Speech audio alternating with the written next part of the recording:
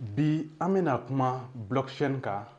Blockchain a historique ye jumɛn de ye? A bɛ fonctionner cogo di? A bɛ nafa jumɛn ɲɛ?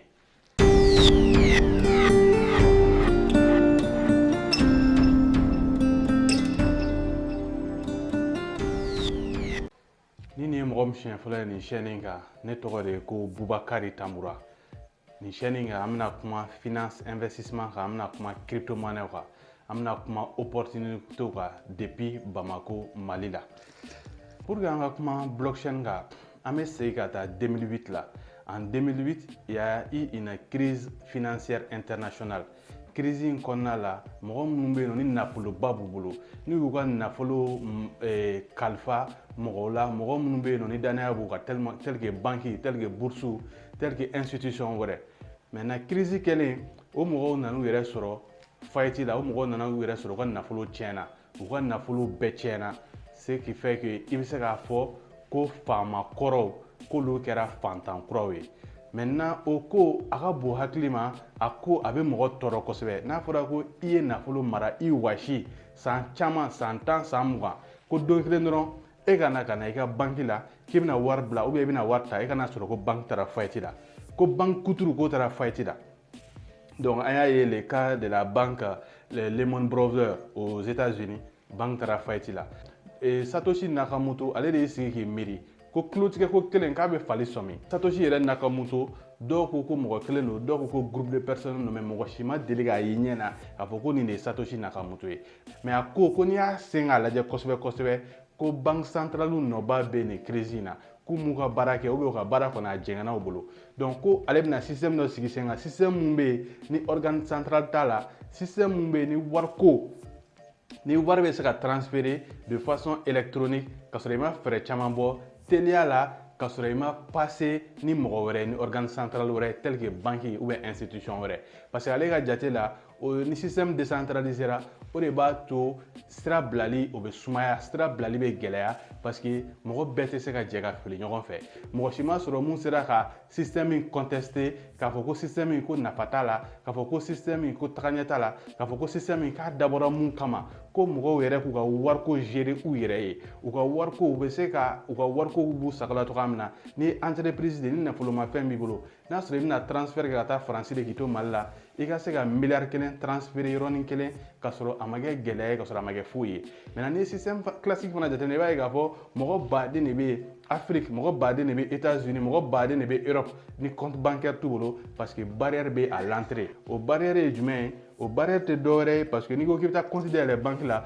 u b'a fɔ nani nin papier, nani nin papier, nani nin papier, n'o ma sɔrɔ i bolo e ka compte o tɛna se ka dayɛlɛ. Donc o système ni a ye système in sigi n'a kɛra blockchain ye, système in bɛ fonctionner de internet de fɛ. Maintenant o internet fana décentralisé don, ordinateur minnu connecté don a réseau la, olu ordinateur de b'a sécuriser, olu de b'a transfert kɛ. Par exemple n'i taara banque la sisan ko ka wari dɔ ta i ka compte kɔnɔ ou bien ka wari dɔ bila, a bɛ caissier bɛ don i ka compte kɔnɔ, possibilité bɛɛ b'a bolo pour que k'a vérifier est-ce que voilà nin wari i bɛ k'a bɔ compte kɔnɔ, est-ce que wari b'o kɔnɔ ka taa bila nin compte kɔnɔ ou bien k'a labɔ, est-ce que a b'olu vérifier. Maintenant bi o vérification blockchain na o talen de k'o di ordinateur ma. O ordinateur minnu connecté no réseau la, n'olu b'u ka puissance, u ka ordinateur puissance utiliser pour que ka réseau sécurisé, toujours u bɛ réseau mesurer k'a lajɛ wari joli de bɛ circulation na, a bɛ jɔn ni jɔn de bolo, an ye mun labɔ est-ce que o kelen de bɛ circulation na. Non seulement u b'a ressorti bɛɛ kɛrɛnkɛrɛnna bɛ se ka don k'a vérifier à travers un site internet n'a bɛ fɔ o ma ko registre public.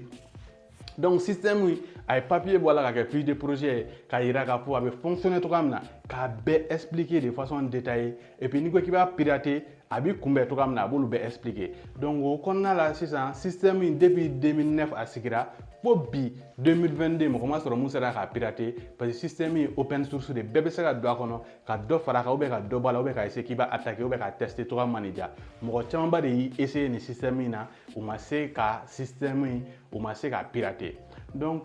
blockchain sɔrɔla ten de. N'i ko blockchain i b'a fɔ ko décentralisation, i b'a fɔ ko wariko, ka wari transférer, ne bɛ se ka wari ci e ma, e bɛ se k'a ci ne ma n'a sɔrɔ compte bɛ ne bolo a la. Maintenant wari in yɛrɛ a bɛ créer cogo di? Maintenant an y'a fɔ ko ordinateur dɔw bɛ yen réseau kan, ordinateur minnu bɛ yen nɔ n'olu connecté don, n'olu de bɛ k'a baara bɛɛ kɛ, n'olu de ye komi n'a fɔ caissier, olu de bɛ n'i ko k'i bɛna transfert kɛ sisan olu de b'a vérifier est-ce que a b'e bolo, est-ce que e de ko ka transfert kɛ. maintenant olu de bɛ transfert kɛ, olu de b'a sécuriser, a bɛ fɔ olu de ma ko mineurs, o mineurs olu n'u u ye transaction kɛ, ni transaction n'u u ye transaction sécuriser, u ka sara o de ye Bitcoin ye, o de ye monnaie création ye. Donc maintenant i b'a ye k'a fɔ Bitcoin, ni an ye exemple ta Bitcoin kan, Bitcoin nombre limité len de don 21 millions a tɛ tɛmɛ o kan, mais a bɛ créer cogo di? Réseau mun a bɛ réseau de kan n'o ye blockchain ye, blockchain mun kan i bɛ se ka Bitcoin transférer, i bɛ se k'a ci dɔ ma, dɔ bɛ se k'a ci i ma, maintenant i bɛ se ka sanni kɛ n'a ye, mɔgɔ min sɔnna ko ale b'a accepter a ka magasin na, i bɛ se ka sanni kɛ yen nɔ, n'i ye sanni kɛ fana i bɛ se ka garder togoya min na i bɛ se ka mun k'a la, i sagoya b'i ka wari la, mais Bitcoin bɛ créer togoya min na, a création o de bɛ kɛ ka mineurs ninnu o de bɛ kɛ k'u sara, u ka sara ye o de ye, minnu bɛ ka u ka ordinateur bila à disposition, k'u ka puissance bila à disposition, u sara ye o de ye. Maintenant n'i ye nin système yɛrɛ ta k'a lajɛ i bɛna fɔ sa ko nin nafa ye jumɛn de ye?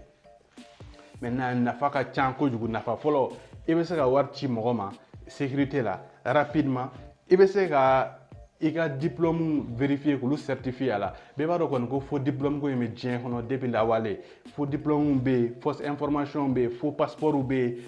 yen, fɛn modèle bɛɛ faux bɛ yen. Maintenant n'a fɔra i ye ko fɛn bila la blockchain kan dɔrɔn a bila i hakili la k'a fɔ ko o fɛn sécurisé non, a tɛ se ka pirater. Donc fɛn fɛn mun bɛ yen nɔ ni a bɛ taa transaction na, donc o bɛ se ka fɛn fɛn mun lié a la o b'o lié a la, tel que i ka produit livraison, a bɛ se ka kɛ preuve de livraison k'a fɔ i ye nin livrer, a bɛ se ka kɛ na sisan ne taara produit san Chine, n taara san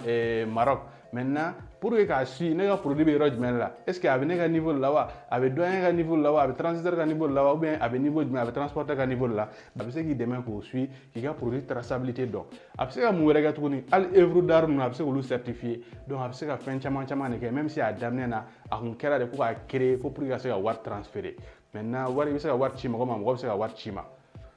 Bon blockchain yɛrɛ ale acteur ye jɔn ye? Maintenant acteur fɔlɔ an bɛ se ka fɔ ko informaticien olu de b'a réseau sigi, olu de b'a code don, olu de bɛ fɛn fɛn mun ye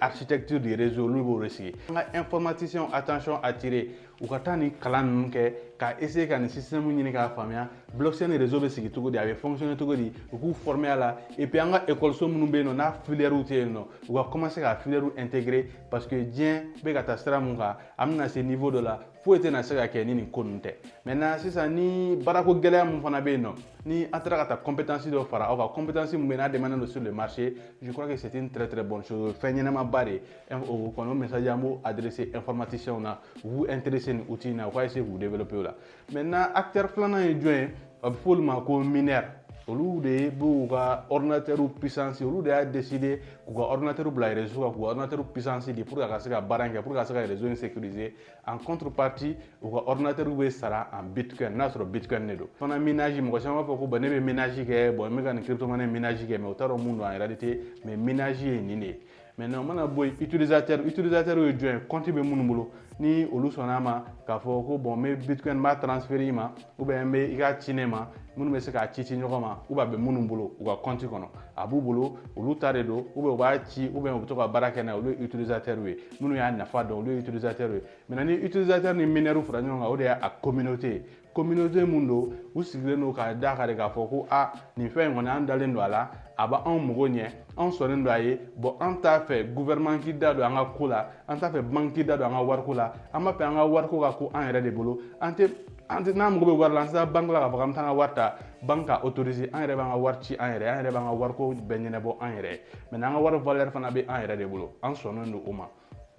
Donc n'i ye a ta k'a lajɛ i b'a ye k'a fɔ blockchain kɔni ye nin de ye, mais n'an ye nin exemple la an tora ka bitcoin de fɔ, mais bi blockchain badenba de créelen don, crypto-monnaie badenba de créelen don blockchain ninnu kan. N'i mana blockchain créer i bɛ crypto-monnaie bila a sanfɛ. Maintenant o kɔfɛ tuguni an bɛna don détail fana na vidéo wɛrɛ la, mais kuma kɔni ye mun ye blockchain nin yɔrɔ in na sisan blockchain a ka se k'a faamuya blockchain ye mun de ye, a créera cogo di, a histoire ye mun de, a nana mun de kama. Crise financière in de kɛra o kɛlen u ye hakilina sɔrɔ yanni crise financière wɛrɛ ka na kɛ sini n'i wulila ka taa k'i bɛ taa i ka banque la ka taa sɔrɔ banque tɛ yen, o b'a sɔrɔ système alternatif wɛrɛ b'i bolo mun b'a to i bɛ se ka wariko baara kɛ. Maintenant wariko fana na n'i y'a ye k'a fɔ k'ale jamanaw kɔnɔ tuma dɔw la i b'a sɔrɔ gɛlɛya bɛ na kɛ tel que embargo sigira jamana kan ou bien i ka wari tɛ se ka bɔ, mais n'i y'o fɔ mɔgɔ minnu bɛ nin domaine kɔnɔ ko ko ne bɛ nin jamana kɔnɔ ko wari bɛ n bolo ko n tɛ ka se k'a bɔ, u bɛ yɛlɛla de.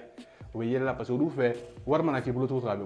bɔcogo b'a la i bɛ se ka bɔcogo système bɛ yen i bɛ se k'olu utiliser pour ka wari labɔ maintenant ni an ka entrepreneur b'o kalama yɔrɔ kɔni u bɛ se ka nin utiliser k'u entreprise développer parce que n'a fɔra ko embargo bɛ jamana kan e kan ka taa fɛn dɔ san ou bien i ka wariko dɔ bɛ yen i ka ci dɔ bɛ yen a balannen don wariko de la mais a fɔra ko wari tɛ se ka labɔ mais ni e ye solution wɛrɛ sɔrɔ sisan ka wari in labɔ i ka baara bɛ kɛ i ka baara tɛ sa et puis a dɔw la yɛrɛ i b'a ye k'a fɔ o de nafa ka bon parce que o coût ka dɔgɔ quoi fana nin système ninnu u nafa ka bon kosɛbɛ mais toujours n'a nana ka na don détail kɔnɔ a bɛna faamuya et puis kuma laɲini fana ye mun ye ka essayer ka expliquer facilement ka sɔrɔ a ma don technique kɔnɔ kojugu parce que ni donna technique kɔnɔ a bɛ dɔw kunkolo ɲagami mais nin ko in n bɛ mun fɔ ka tila ka sigi a kan ko compliqué ba tɛ hali n'i y'a yɔrɔ jan fɛ k'i miiri k'a fɔ k'a compliqué don nin ma compliqué a ka nɔgɔ a ka faamuyali ka nɔgɔ kojugu n'a y'aw intéressé a la a ka ca ala fɛ kɔni nin vidéo nin na a bɛna faamuyali baden sɔrɔ a la donc vidéo in k'a partager k'a aimer